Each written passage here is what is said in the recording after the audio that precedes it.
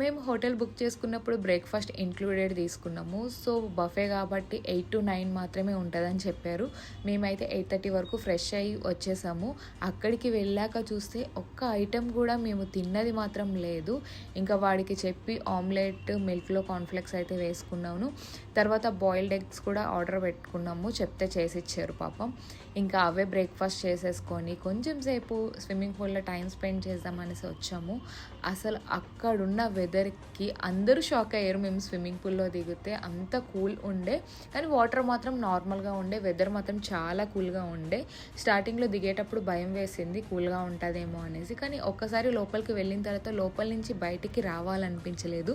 చాలాసేపు ఒక 1.5 అవర్ అలానే స్విమ్మింగ్ పూల్లో టైం స్పెండ్ చేసాము.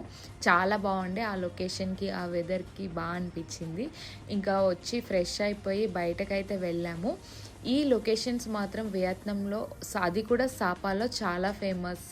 నేను చాలా ఫొటోస్ వీడియోస్ అయితే తీసుకున్నాను. చూడ్డానికి అంత బాగుండే, కానీ చలి మాత్రం చంపేసింది, నార్మల్గా కాదు.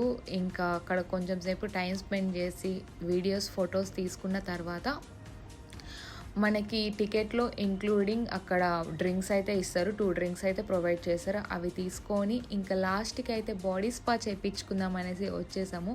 ఆ చలికి బాడీ స్పా అది కూడా నైట్ 11:30కి చేయించుకున్నాము వేడి వాటర్లోని. చాలా బాగుండే, అసలు చాలా రిలాక్స్గా అనిపించింది. సో ఇది మా సాపా డే 2.